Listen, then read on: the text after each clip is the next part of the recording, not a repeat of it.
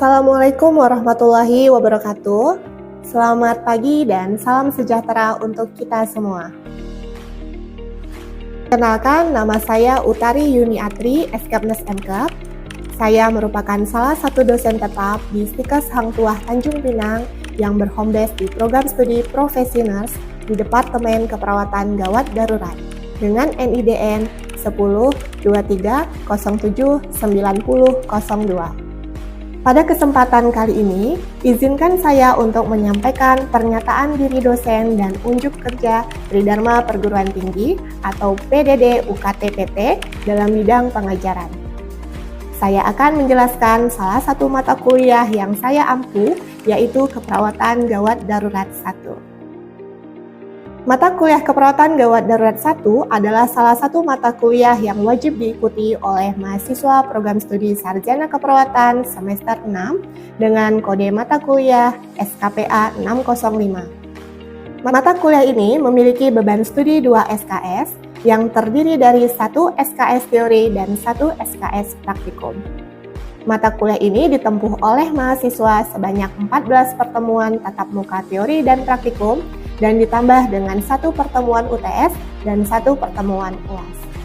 Adapun deskripsi dari mata kuliah ini yaitu membahas tentang konsep dan perencanaan asuhan keperawatan yang etis, legal, dan peka budaya pada klien yang mempunyai masalah aktual dan risiko yang terjadi secara mendadak atau tidak dapat diperkirakan, baik tanpa atau disertai kondisi lingkungan yang tidak dapat dikendalikan, serta kondisi klien yang mengalami kritis dan mengancam kehidupan.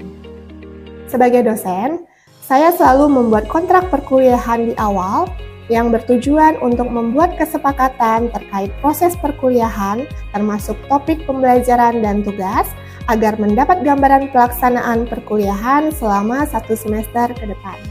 Adapun capaian pembelajaran mata kuliah Keperawatan Gawat Darurat 1 berdasarkan kurikulum AIPMI 2021, yaitu diharapkan mahasiswa mampu 1. Menerapkan filosofi, konsep holistik, dan prinsip dari keperawatan gawat darurat. 2. Menerapkan proses keperawatan pada pasien di area keperawatan gawat darurat. 3. Melakukan simulasi asuhan keperawatan dengan kasus kegawat daruratan. 4. Melakukan simulasi pendidikan kesehatan dengan kasus kegawat daruratan terkait multisistem pada individu dengan berbagai tingkat usia dengan memperhatikan aspek legal dan etis. 5. Mengintegrasikan hasil-hasil penelitian ke dalam asuhan keperawatan dalam mengatasi masalah yang berhubungan dengan kegawat daruratan terkait berbagai sistem. 6. Melakukan simulasi pengelolaan asuhan keperawatan pada individu dengan kegawat daruratan. 7. Melakukan fungsi advokasi dan komunikasi pada kasus kegawat daruratan karena gangguan berbagai sistem. 8. Mendemonstrasikan intervensi keperawatan pada kegawat daruratan sesuai dengan standar yang berlaku dengan berpilar kreatif dan inovatif sehingga menghasilkan pelayanan yang efisien dan efektif. Adapun kajian materi pembelajaran mata kuliah Keperawatan Gawat Darurat 1 meliputi 1. Konsep keperawatan gawat darurat dan SPGDT. 2. Filosofi, konsep holistik, tren dan isu keperawatan gawat darurat. 3. Proses keperawatan gawat darurat dan initial assessment yang terdiri dari primary survey and secondary survey. 4. Konsep triase di setting IGD dan setting bencana. 5. Asuhan keperawatan atau ASKEP kegawat daruratan obstruksi jalan nafas. 6. ASKEP kegawat daruratan trauma toraks. 7. ASKEP kegawat daruratan stroke. 8. Ujian tengah semester atau UTS. 9. ASKEP kegawat daruratan cardiac arrest. 10. ASKEP kegawat daruratan trauma muskuloskeletal. 11. ASKEP kegawat daruratan trauma capitis dan cedera medula spinalis. 12. ASKEP kegawat daruratan keracunan dan gigitan binatang. 13. ASKEP kegawat daruratan pada trauma abdomen. 14. ASKEP kegawat daruratan obstetrik. 15. ASKEP kegawat daruratan pada pediatrik. dan 16 ditutup dengan ujian akhir semester. Dalam proses pembelajaran, saya menggunakan metode DEA, yaitu Delivery, Interactive, dan Assessment. Pada tahap yang pertama, yaitu Delivery. Dalam menyampaikan materi, pertama saya melakukan brainstorming atau review terkait materi-materi yang telah dipelajari sebelumnya, yang bertujuan untuk menghubungkan materi yang telah dipelajari dengan materi yang akan dipelajari. Media pembelajaran yang saya gunakan saat perkuliahan yaitu berupa PowerPoint dan video-video pembelajaran terkait. Dalam melaksanakan pengajaran mata kuliah ini, saya menekankan pada aspek student learning dengan menerapkan berbagai metode pembelajaran, yaitu dengan metode interactive lecture, small group discussion atau SGD, case method, project based learning atau PJBL, praktikum, dan lab mandiri. Referensi yang saya gunakan adalah berasal dari buku dan artikel-artikel penelitian. Selain buku, sebagai referensi saya juga mengintegrasikan hasil-hasil penelitian terkait yang dipublikasi dalam jurnal baik nasional dan internasional sebagai bentuk evidence-based practice, terutama penelitian-penelitian yang telah saya dan tim Departemen Dosen Keperawatan Stikes Hang Tuah Tanjung Pinang lakukan. Tahap yang kedua adalah interaksi. Selama perkuliahan, interaksi dengan mahasiswa saya lakukan melalui berbagai kegiatan seperti tanya jawab dan diskusi, terkait dari topik-topik materi yang dipelajari dan kasus-kasus yang diberikan. Hal ini dimaksudkan untuk menciptakan situasi pembelajaran yang kondusif, bebas, dan terbuka yang mendorong setiap mahasiswa untuk berperan aktif. Kemudian, ini juga bertujuan untuk menggali kemampuan analisis thinking dari mahasiswa. Selain itu, interaksi juga dapat dilakukan antar sesama mahasiswa saat proses diskusi. Hal ini bertujuan untuk meningkatkan kemampuan menyelesaikan masalah dan meningkatkan potensi mahasiswa dalam menyampaikan pendapat secara kritis dan logis. Dalam diskusi saya juga memberikan reward dengan tujuan untuk terus memotivasi mahasiswa untuk lebih giat belajar. Tahap ketiga adalah assessment. Penilaian pemahaman mahasiswa terkait topik pembelajaran atau materi perkuliahan dilakukan melalui beberapa metode seperti dengan tugas resum, kuis, presentasi seminar, tanya jawab, diskusi, UTS, UAS, dan ujian praktikum. Hal ini bertujuan untuk mengevaluasi pemahaman mahasiswa sebagai indikator ketercapaian sub-CPMK. Adapun butiran penilaian yang saya lakukan terdiri dari UTS 20%, UAS 20%, ujian lab sebesar 25%, tugas makalah dan presentasi sebesar 25%, dan soft skill serta kehadiran sebesar 10%. Dengan adanya presentasi ini, diharapkan mahasiswa dapat mengukur tingkat keberhasilannya dalam pembelajaran ini. Itulah gambaran dari pembelajaran mata kuliah keperawatan gawat darurat 1. Selanjutnya saya akan menampilkan video pembelajaran saya di kelas dalam mata kuliah keperawatan gawat darurat 1 secara tatap muka. Selamat menyaksikan. Bismillahirrahmanirrahim. Assalamualaikum warahmatullahi wabarakatuh. Waalaikumsalam warahmatullahi wabarakatuh. Baik, anak-anak ibu semua, sebelum kita mulai perkuliahan pada hari ini, mari kita awali dengan berdoa terlebih dahulu. Komting, silahkan untuk memimpin. Perhatian seluruhnya. Sudah siap? Gerak. Berdoa, mulai. Doa selesai. Istirahat di tempat. Gerak. Oke, selamat pagi anak-anak ibu semua. Bagaimana kabarnya hari ini? Sehat? Sehat ya, alhamdulillah. Semuanya hadir? Oke, baik ya. Sebelum kita mulai, mungkin saya cek dulu kehadiran. Akan saya absensi terlebih dahulu ya. Baik, Anggi Listari hadir? Oke, hadir. Baik, absensinya sudah selesai. Alhamdulillah hadir semua dalam keadaan sehat. Baik, anak-anak ibu semua yang ibu banggakan ya. Kita ketemu lagi di mata kuliah keperawatan gawat darurat 1, yang mana pada pertemuan awal kemarin Ibu sudah sampaikan bahwa pada mata kuliah keperawatan gawat darurat 1 ini memiliki beban studi 2 SKS yang mana akan saudara tempuh selama 14 pertemuan tatap muka. Pada pertemuan awal kemarin saya sudah menjelaskan RPS ya dan melakukan kontrak perkuliahan. Nah, sebelum kita masuk pada pertemuan hari ini, ya, mungkin Ibu akan review terlebih dahulu nih, ya. Kira-kira bagaimana nih pemahaman terkait topik-topik yang sudah lewat sebelumnya, ya, dimana kita kemarin sudah bahas terkait misalnya konsep gawat darurat dan konsep SPGDT, kemudian ada pengkajian initial assessment, kemudian juga kita sudah belajar konsep triase dan beberapa asuhan keperawatan kegawat daruratan. Nah, karena pengkajian initial assessment merupakan salah satu pengkajian dasar yang wajib ya, yang Anda kuasai untuk bisa masuk ke materi-materi selanjutnya, maka saya akan tanya nih terlebih dahulu terkait initial assessment. Ya, siap ya? Oke, kira-kira siapa di kelas ini mungkin yang bisa mengingat ya, mungkin menjelaskan kembali apa itu initial assessment. Oke, silakan.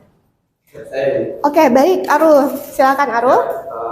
Untuk initial assessment adalah suatu siklus penilaian yang dengan segera kepada pasien gawat darurat yang biasanya itu dilakukan dengan tindakan resusitasi. Terus juga pengkajian dari initial assessment ini itu tuh biasanya tuh untuk mengetahui dengan segera kayak apa kondisi yang mengancam nyawa si pasien itu, jadi kita bisa tahu apa yang harus dilakukan. Oke, benar ya? Oke, kasih aplaus dulu buat Arul. Ya. Alhamdulillah ya, Ibu bangga sekali ya, ternyata masih ingat nih terkait materi-materi yang sudah kita pelajari sebelumnya. Ya, baik. Pada hari ini kita masuk ke pertemuan ke-7 ya, di mana pada pertemuan ke-7 ini kita akan mempelajari asuhan keperawatan kegawat daruratan pada pasien stroke. Ya, nanti metode pembelajaran kita pada hari ini yaitu dengan sistem lecture dan kita mix dengan sistem SGD atau Small Group Discussion. Oke, bisa kita mulai ya, saya tampilkan dulu materinya. Ini adalah materi di pertemuan kita yang ke-7 di mata kuliah keperawatan gawat darurat 1, di mana pada pertemuan ini kita akan mengkaji nih lebih dalam ya terkait asuhan keperawatan kegawat daruratan pada pasien stroke. Oke, apa saja capaian pembelajaran dalam mata kuliah ini atau CPMK? Yaitu diharapkan mahasiswa-mahasiswi semua itu mampu untuk memahami dan menganalisis asuhan keperawatan kegawat daruratan pada pasien stroke. Kemudian, apa saja capaian pembelajaran atau sub CPMK-nya pada pertemuan hari ini? Diharapkan setelah mengikuti perkuliahan hari ini, mahasiswa mampu untuk memahami konsep dasar medis penyakit stroke. Apa saja? Ya tentunya kita bahas dari konsep teori ya, dari definisi, apalagi etiologi, kemudian manifestasi klinis. Oke. Ya banyak ya, sampai nanti kita akan bahas terkait penata laksanaan medis atau tata kelola pada pasien stroke. Kemudian kita akan mempelajari juga terkait konsep dasar asuhan keperawatannya. Jadi kita harap mahasiswa mampu nanti untuk memahami, kemudian sampai pada menganalisis kasus stroke ya. Nanti saya akan berikan sebuah kasus pada pasien stroke. Oke. Baik, kita mulai ya. Stroke. Kira-kira kelas ini pernah nggak sih dengar istilah stroke? Pernah? Nah, ya. Apa itu stroke? Mungkin ada yang bisa kasih pendapat, bebas siapa saja, silakan. Boleh? Ya, silakan Anggri.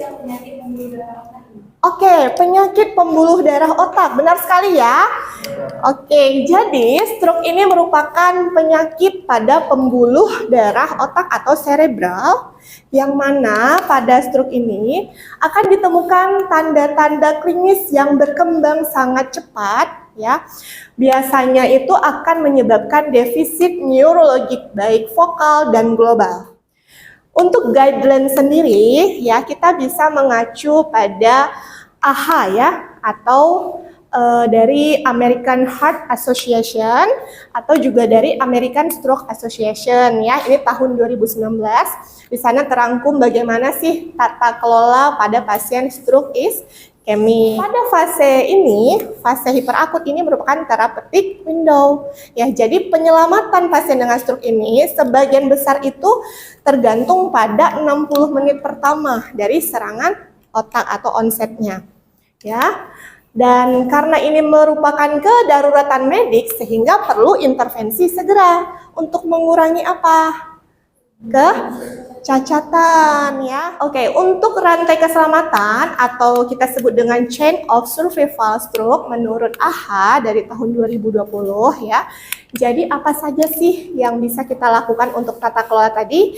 Yang pertama adalah deteksi, kemudian dilanjutkan dengan dispatch, kemudian delivery atau mengirimnya pasien ke hospital, kemudian dilanjutkan dengan door ya sampai ke IGD, kemudian dilanjutkan dengan data atau pengambilan data ya, kemudian dilanjutkan dengan pengambilan keputusan atau decision, kemudian dilanjutkan dengan pemberian obat atau drug ya di sini, dan terakhir adalah disposition. Ini disingkat dengan 8DS of stroke care ya. Dimana tujuannya di sini adalah time is brain ya, waktu adalah otak. Oke, kita bahas satu persatu. Yang pertama adalah deteksi ya. Jadi kita harus mendeteksi dulu nih pasien stroke. Nah, gimana cara kita mendeteksi? Ya, sebenarnya ada instrumen yang gampang dan mudah ya untuk dipahami oleh masyarakat yang disebut dengan FAST. FAST di sini memang artinya juga cepat ya, tapi ini adalah singkatan dari pemeriksaan. Ya, baik, mungkin saya minta satu orang, mungkin Anggri bisa ke depan. Oke, silakan. Oke, ke sini berdiri ya. Nah, bagaimana cara kita mendeteksi atau melakukan pemeriksaan FAST? Yang pertama adalah F-nya itu untuk face, wajah. Jadi kita lihat. Wajahnya cantik ya? Oh, bukan dilihat cantiknya ya, tapi lihat bagaimana simetris tidak ya wajahnya. Kita minta pasien misal untuk tersenyum. Ibu, ya, coba tersenyum Bu, nampakkan giginya. Oke, kita perhatikan saat dia tersenyum ya, kira-kira simetris tidak kanan kiri. Kita minta pasien untuk menahan ya selama 10 detik. Ya, selama 10 detik ditahan, kita lihat apabila terdapat masalah ya, misalnya tiba-tiba sebelum 10 detik ini udah nggak bisa ngangkat atau kesulitan ya. Ini menunjukkan bahwa ini adalah salah satu tanda kemungkinan pasien ini terkena serangan stroke. Bisa jadi ya. Kemudian yang S adalah speech ya, berbicara. Jadi gimana caranya? Minta aja kita menanyakan pertanyaan-pertanyaan sederhana. Misalnya, Ibu namanya siapa Bu? Anggri. Ya. Oke, kita lihat berarti dia bisa menjawab ya, sesuai dengan pertanyaan. Berarti tidak ada masalah di kognitif, dan dari bahasa juga tidak ada yang lain ya, misalnya seperti pelo ya, ada gangguan bicara atau kita sebut dengan dysarthria. Tidak ada ya. Nanti kalau ditemukan berarti ini mungkin kecurigaan dari stroke. Dan yang terakhir adalah T, yaitu time ya. Jadi segera hubungi ya pelayanan kesehatan jika Anda menemukan tanda-tanda yang tadi ya, serangan stroke. Oke? Oke, silakan. Terima kasih, berikan aplaus buat Anggi. Langkah yang selanjutnya adalah dispatch and delivery. Ya, dispatch and delivery di sini apa? Artinya kita segera menghubungi petugas pelayanan kesehatan. Di Indonesia kita bisa call 119 misalnya ya. Nanti PSG ini atau Public Safety Center akan menghubungi ambulan ya. Nanti ada ambulan yang datang ya ke tempat pasien ya, sehingga pasien tersebut akan di delivery ke rumah sakit. Kemudian guideline pengiriman tim emergency ini yaitu kita punya ini ya standar. Jadi dari menerima telepon sampai berada ke lokasi atau TKP itu adalah kurang 15 menit ya, karena tadi kita berkejaran dengan waktu. Lalu apa yang dilakukan di IGD ya sama ya seperti yang dilaksanakan di dalam ambulan. Kita tadi melakukan initial assessment ya, pengkajian ABC kembali ya, kemudian memonitor tanda-tanda vital, berikan oksigen ya. Kemudian ini sama ya. Nah, tambahannya pada di IGD kita harus segera mengaktifkan kode stroke ya. Biasanya kalau di IGD itu sudah ada ya, kalau rumah sakit khusus dia tersedia tim stroke-nya sendiri ya. Kemudian setelah itu apa yang harus dilakukan segera, yaitu CT scan ke kepala. Kemudian terkait algoritma dari stroke akut ya, jadi tadi sudah saya jelaskan ya sepintas apa saja sih alur ketika pasien, berarti kita menstabilkan tadi ya, stabilisasi, kemudian penilaian neurologi ya. Jadi kita bisa melakukan pengkajian NIHSS. Ya, pengkajian NIHS nanti kita akan pelajari di praktikum ya. Kemudian segera lakukan CT scan untuk menentukan tadi jenis dari stroke-nya, apakah yang hemoragik dan non hemoragik. Apabila ini ditemukan adalah jenis stroke iskemik, maka kita bisa merekomendasikan untuk pemberian trombolitik. Apa itu trombolitik? Yaitu obat untuk membantu memecahkan atau melisiskan penyumbatan tadi atau bekuan darah tadi ya. Namun perlu diperhatikan bahwa pemberian trombolitik ini memiliki kriteria. Yang pertama tentunya ini harus jenis stroke iskemik ya. Kemudian diyakini tidak adanya perdarahan ya. Kemudian dari onset pertama gejala sampai mau dilakukan trombolitik itu harus kurang dari waktu 4,5 jam. Ya, kemudian usia, ya biasanya usianya juga memiliki kriteria, yaitu lebih dari 18 tahun dan tidak lebih dari 80 tahun. Ya, banyak sebenarnya kriterianya ya, nanti bisa Anda pelajari di guideline. Namun yang terutama adalah dipastikan tidak adanya perdarahan. Khawatirnya kenapa? Karena kita tadi tujuannya adalah untuk memecahkan pembekuan darah tadi. Apabila kita berikan trombolitik padahal pasien ini ada perdarahan, itu bisa menyebabkan terjadinya bleeding yang lebih hebat. Jadi hati-hati. Lalu bagaimana Bu kalau misalnya udah lewat 4,5 jam? Ya bagaimana? Bagaimana kalau sudah lewat 4,5 jam? Apa yang harus dilakukan? Ya berarti pasiennya tidak menjadi kandidat untuk diberikan trombolitik. Ya, apa yang harus dilakukan? Kita hanya bisa memberikan antiplatelet ya atau aspirin. Ya, obat antitrombotik ya untuk mencegah pembekuan darah. Dan bagaimana alurnya jika pasien ini ternyata terdiagnosis perdarahan stroke-nya? Ya, berarti segera kita konsultasi ke bedah ya, dokter bedah untuk segera dilakukan pembedahan atau tindakan kraniotomi. Mungkin salah satunya seperti itu ya. Nah ini dia disposition ya, tahap selanjutnya tadi, yaitu kemana nanti pasiennya ya, apakah ke acute stroke unit ya, atau ke stroke corner, atau ke stroke rehabilitasi ya. Jadi nanti tergantung dari kondisi pasien tersebut ya. Oke, sampai sini jelas? Oke ya. Baik, itu terkait konsep dasar teorinya tadi sudah Ibu sampaikan ya. Selanjutnya kita masuk ke konsep dasar asuhan keperawatan. Oke.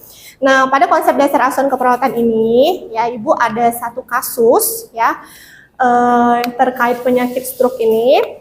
Saya minta untuk kelas ini membaginya menjadi 2 kelompok ya. Mungkin seperti ini boleh ya. Nanti kita buat liter U saja ya, tetap menghadapnya ke depan. Oke, kita akan melakukan small group discussion atau SGD.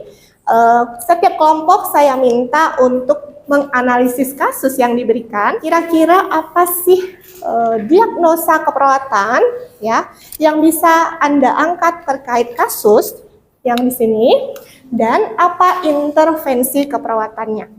Oke kelas, tadi kita sudah memberikan waktu ya 15 menit untuk diskusi. Mungkin bisa saya minta perwakilan dari masing-masing kelompok ya untuk mempresentasikan terkait hasil diskusinya. Oke, ini kelompok 1, silahkan siapa yang mewakili untuk menyampaikan hasil diskusinya.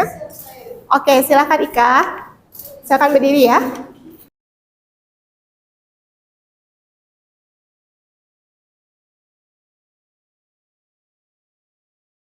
Silakan lanjut kelompok 2, siapa yang mewakili? Oke, silakan Syadan ke depan.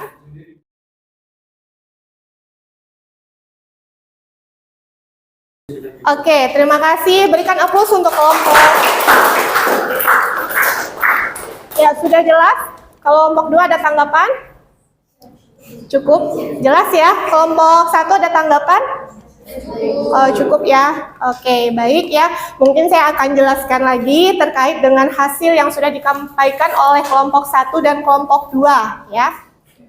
Ini ya diagnosa keperawatan yang bisa kita angkat pada pasien stroke kira-kira mungkin ada sekitar 12 atau tergantung dari kondisi. Ini diagnosa yang pertama. Di sini saya mengambil dari Psiki ya. Ini adalah intervensi keperawatannya. Anda punya buku Psiki semua ya?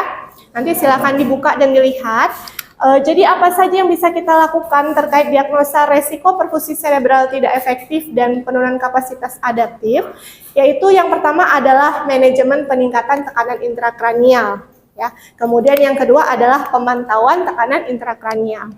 Ya, apa saja yang bisa kita lakukan yaitu dengan pertama misalnya melakukan identifikasi terkait penyebab TIK, kemudian memanajemen pengolahan TIK tersebut ya, memanajemen peningkatan tekanan darah ya, kemudian kita memonitor terkait MAP pasien ya, dan sambil kita mengkaji status neurologinya. Banyak sekali ya, nanti silahkan dibaca.